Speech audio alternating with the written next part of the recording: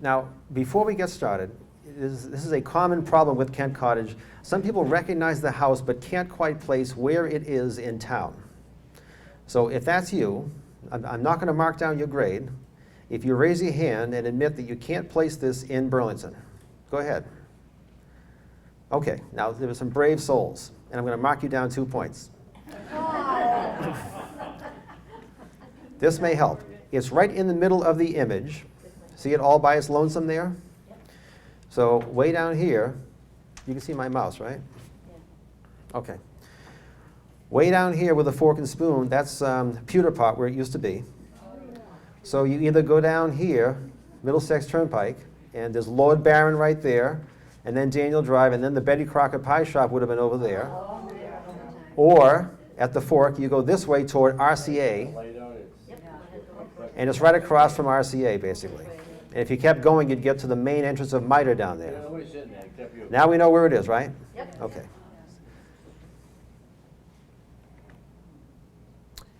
Like I said, RCA. Right across the street. Those are Bradley fighting vehicles as part of RCA's military operations. So this house has witnessed plenty, huh? It hasn't had much to say about it. There it is today. The reason why I'm talking about it today, before I turn back the clock, is to go over the current status of the property. It's obviously in a difficult spot, but in a way it's protected because you can't do a whole lot with that property. You can't touch the wetlands, obviously. You can't really take down all the trees, so it's in its own little cocoon, kind of frozen in time. A few years ago, a company called Evotext wanted to turn it into an office, but gave up the plan because, as we know, the tendency now is to work from home. So they didn't need to spend the money for the office space and gave up the plan. That's another view of the Evotext proposal. This one, however, has gotten the green light from town meeting. It is proposed by Nordblom Company, which has owned the property for decades. And it actually blends, somehow, tries to blend Kent Cottage with properties adjacent. That's not an easy task. And it involves condos. And the condos would pay for, the proceeds from the condos would pay for the extensive rehab of the house. So that takes up kind of a small footprint, doesn't really ravage the environment, and if it makes business sense, I don't think we can ask for a better solution than that one. So that got the green light. Now, Nordblom Company has a lot of fish to fry, bigger than this one. So this is kind of low on the list, and it may not happen anytime soon, but it has the green light from town meeting anyway. So there is a rescue plan in the wings, right? Yes. So what were they going to do with that building? When you Condos. renovate? Condos. No, but the building itself would have condos in it Yes. as well? Yes. Kind of like what they're doing with the Reed Hamworks location at the other end of town on Cambridge Street. They took down the Reed Hamworks plant, but the Reed house is being renovated as condos right now. Yeah, yeah. It's not white anymore either. It's blue now. Yeah. So that's kind of a similar fate possibly for Kent Cottage. So the beginning. Now we're going to turn back the clock. 1850, John Kent. He came from England to Canada, then came to the US in search of a good supply of hops because he was in the brewery business. That means this was built on the proceeds of alcohol. Tisk, tisk. A cane belonging to Kent just sold on eBay online for $780. So that name still carries some weight. That was a pun. There's the brewery, Bunker Hill Brewery. It is now 40 Alfred Street in Charlestown. The best way to describe that is if you go to the Schrafft's building in Charlestown, the big rotary there, Alfred Street is the one that takes you from there down the street toward Encore and toward the big windmill and the big smokestacks from the power company down there. That's the road. Right now that building is gone. It's just a parking garage. But there it is, Bunker Hill Breweries. At one point, before Prohibition came along, it was the longest running brewery in the United States. Now, Mr. Kent was not the original proprietor, and he wasn't the best one either. He went into partnership with a William Van Ostrand, and he really launched the company into higher places with this PB Ale, purest and best. It was so successful that 11 other companies decided to pirate the brand and sell their own PB Ale at the same time. This is in the early days of patent law. So Mr. Van Ostrand, there's another ad for it. See down the bottom, Bunker Hill Brewery's down there. So Mr. Van Ostrand went after them in court, and in a landmark case by the Supreme Judicial Court in Massachusetts at the time, they actually issued an injunction against those 11 companies from ever using PB Ale again. So that was, Kent Cottage was kind of remotely related to a landmark court decision at the time about brand identity. There it is. Mr. Kent built Kent Cottage in the style of English cottages where he came from in an attempt to charm his second wife.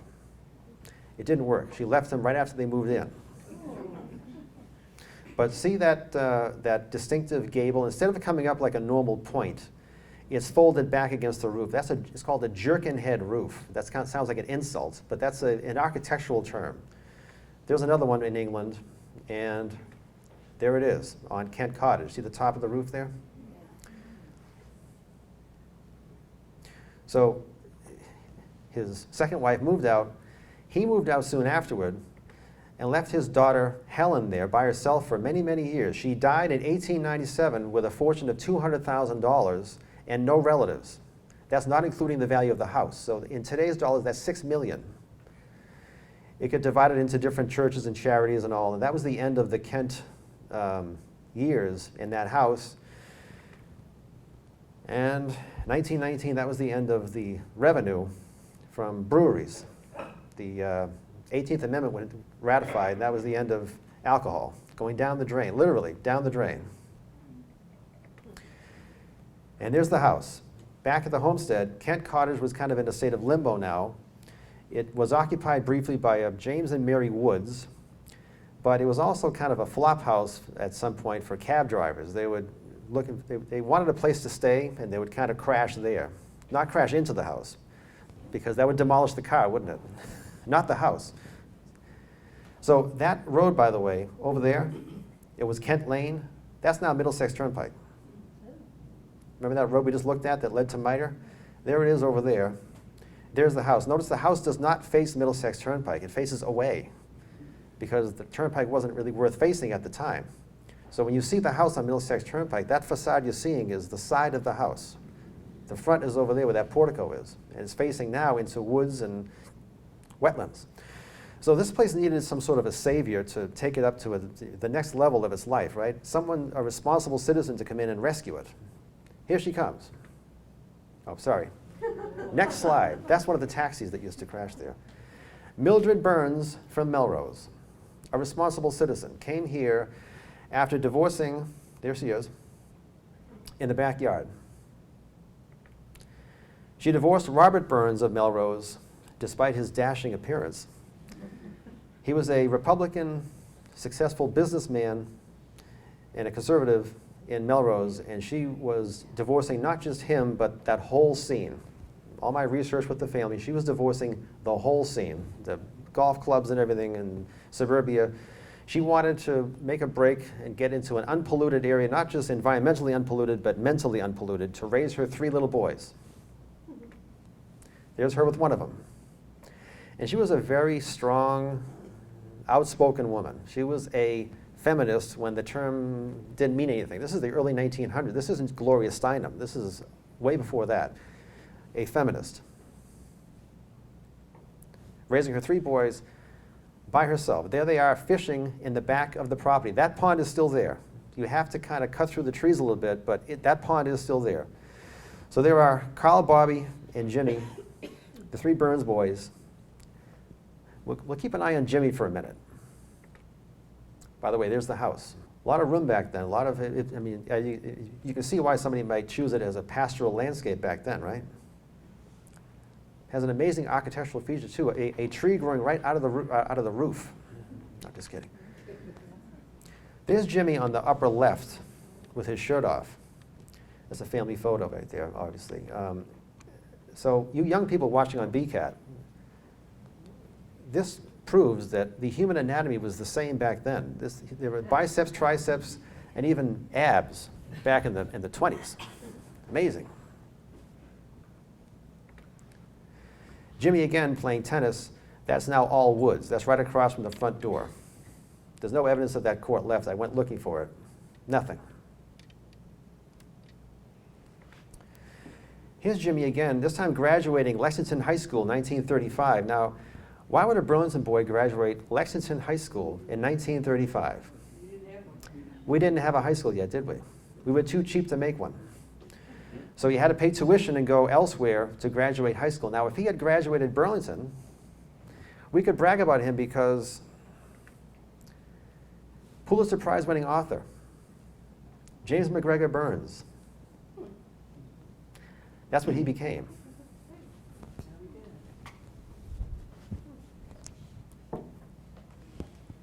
There's the book. He wrote 16 books. He wrote also a lot of textbooks. He wrote a lot of textbooks for school, some of the ones that are still used today. That's really where he made his money, not from these books. He made from the textbook business. So he's responsible for the teaching of history for many, many, many people. Oh, and look at him rubbing shoulders with JFK. He ran for, James ran for office out in the western part of the state. He settled in Williamstown, and he knew JFK, and he was kind of an unofficial advisor to JFK and other presidents also. He also wrote a biography of JFK that was not completely flattering, and he took an earful from Jackie O. Now, I exaggerated a bit. They are not actually rubbing shoulders. They're close, right? Almost there. So I used some digital techniques there. Much better.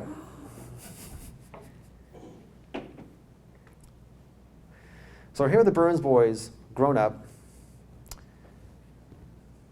Let's see. I'll make sure I get it in the correct order now. Robert, James, and Carl. So James did not raise his family in Kent Cottage, and neither did Carl. But Robert did. He raised, for a few years, he had his little girls living in Kent Cottage. So now we're going to meet them. These are the last people who ever lived in Kent Cottage. Third generation and last. Claire and Tolly Burns at the house. There they are again. And then more than a decade after they arrived, there they are again, there's the house. More than a decade after they arrived, Robert put an addition on the house, which is still there, for the arrival of baby Alouette. By the way, that's Sean, the Great Dane, who used to go down to Lexington Street and scare the children, because it was not because it was vicious, because it was big. This is according to Gene Knowles, the police officer who lived down there at the time. And they'd have to call the Burns family to retrieve the dog repeatedly. So wait a minute, this means that baby Alouette is the last survivor of Kent Cottage, because unfortunately a heart problem ran in the family. So her mother died at 59, Tally and Claire at 35 and 40 respectively. That means that baby Alouette is the last human being on this planet who can say she grew up in that house. Right there. She can walk up to that door and say, home sweet home. She lived there till she was about 7 years old, according to my research, and she's still out there somewhere. So wouldn't it be nice to run into her someday? Baby Alouette. Maybe we'll get her in here someday.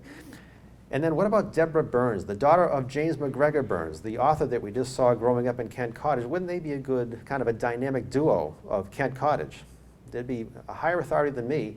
And I've got more slides to go over that came from Williams College of James McGregor's home life, the activities on the property and the intimate details, the furniture.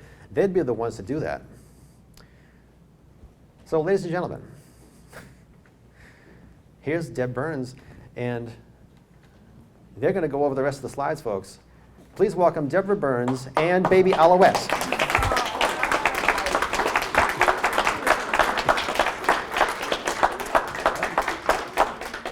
So, as we rehearsed, I will forward the photos, and I'll hand you the microphones to comment, okay? So this microphone has to be right against your lips, and you have to yell into it for them to hear you. So I'll control this, and you guys control the commentary, okay?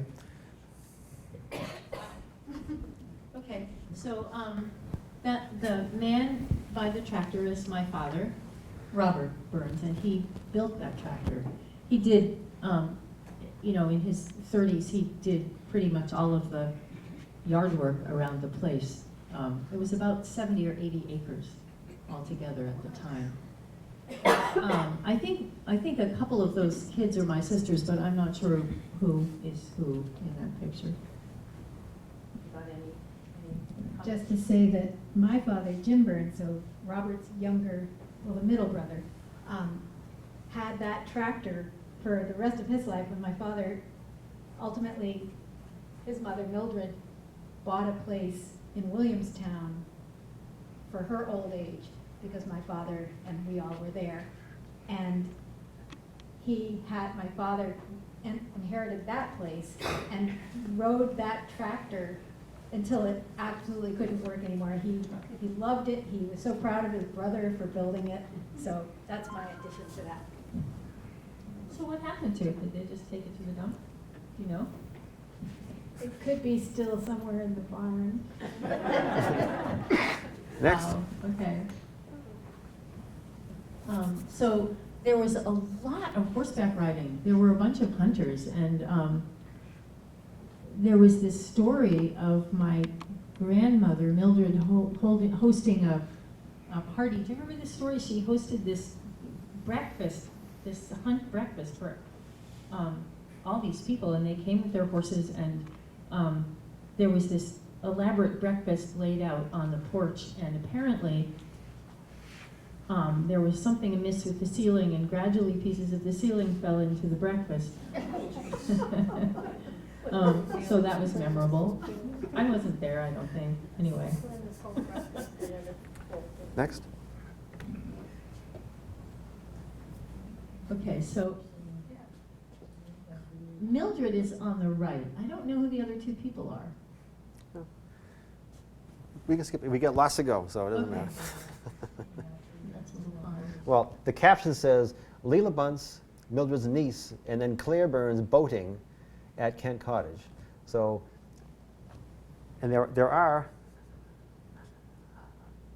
lily pads, like we saw today. Just a few. Yeah, just a few. There are a lot more lily pads now. Yeah, it's really overgrown. We walked the property a couple hours ago. Would you swim in that now? No, I wouldn't have swum in it then either. I see. But we did skate. Yeah. It says 2 women out front. Now this is, again, this is from James McGregor Burns's home album, her dad, so, who knows. That portico is missing nowadays. All there is that metal railing is hanging in thin air. That portico is missing. So there was this big porch in the front of the building. It's gone now. The brick floor of the porch is still there. We were walking on it earlier today. But the porch itself is gone, and there were a lot of parties on that porch. Is that the barn behind? No, it's a garage. some kind of a shed. Okay. Oh, I see zebras. I see knickknacks from foreign countries. Remember? Our grandmother was very fond of zebras and elephants. Mm-hmm. And giraffes. She traveled. Her second husband was, I don't even know what he did. It was something that involved travel to other countries, but she would often go off on these incredible trips to Burma in particular, I remember. And in fact, I found the bill of passage of them coming back on the ships, like ocean liners from Burma to Boston.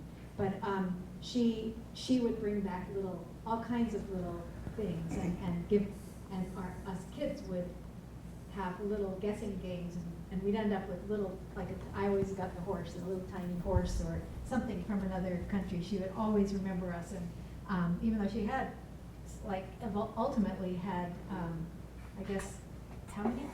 11 grandchildren, and so, anyway, her house, in the pictures is not just knickknacks, but it's also things like an actual chair or an actual table that somehow they shipped in those days, So I'm not sure exactly what Stanley Baxter, her second husband, did, but it was something mysterious and apparently lucrative. Yeah, they did all this travel, right? The rooms are beautiful. Those postcards? Must be. Oh, no, greeting cards on the flanks, yeah. Is there any chance that's Williamstown and not Burlington? No. Okay, just checking. So that's Deb's parents. I don't know who they're talking to, do you? It looks like a toast. I mean, obviously, but it's some special occasion. Maybe toasting Mildred's birthday. So that table and those chairs have leather seats and carved like figures in the backs, and Like then thrones. yeah, They're and so certain cool. birds and vines, and then even the thing up on the wall is also I think this may have come from overseas because it's like some kind of dark wood, like teak or something like that. What was that? Mahogany, maybe? Maybe mahogany, yeah. You know a story about the stairs, the railing? I thought you had something. Well, that banister just sort of begged to be slid down. And it was not allowed, but it did happen. So that was the entryway into the house, pretty much. The French doors there opened out into where that portico was that Robert pointed out. So that was maybe, I don't know if that was considered the front of the house, but it was not a door that people went in and out. This was, the porch was on this end of the photograph, and you would go in through the porch, and this hallway would take you into the house. Sleeping Beauty's castle, because that's how you thought of your house. Well, Jim took us back there. How long ago? You were there. There was- Probably 25 years ago. Our Probably kids- 25, yeah, because Owen probably was about 15 and he's 40 now, that's my son. We had this big family reunion and this whole historical tour, because Jim was great at that. He, showed us where the Minutemen converged, and, it was great where Paul Revere's ride started. And we wound up at the house, and some people from RCA or somewhere came and kicked us out. And Jim, in his charming way, was sort of trying to engage these bouncers in conversation about the house and the history, and they really weren't having any of it, but it did give us a little extra time to wander around the grounds before they really kicked us out. And the house was, it's still pretty enclosed in shrubbery, but what I remember was the house itself was surrounded by vines, and it reminded me of the Sleeping Beauty's castle where, the prince had to chop his way through the vines to get in there. And it just was like it was sleeping, waiting for someone to come and wake it up. It was a very surreal experience, and, it just felt like there were ghosts everywhere. It still feels that way. Just one, It's like the haunting of Hill House, that feeling. But that day when we were visiting, and this was really the centerpiece of a family reunion, was to get back to the house in Burlington and be able to show it to all of our generation had known it as children, and so it meant a lot to us, and then to see it having decayed and be with this big industrial area right next, it was just very strange. But I remember when we got accosted by the security group, my father said, what agency are you with? I mean, he was pretty assertive. He said, what agency are you with? And they said, well, we're with the Burns Detective Agency. And he said, well, I'm Mr. Burns. And the whole thing was fine after that. They just sort of, oh, okay, thank you. So, Well, I also remember somebody going up to Jim and saying, you do not have permission to be here, and you have to leave. And we ultimately did We did. leave. That's the last slide, unless you have other things you want to say, but that's the last slide I've got.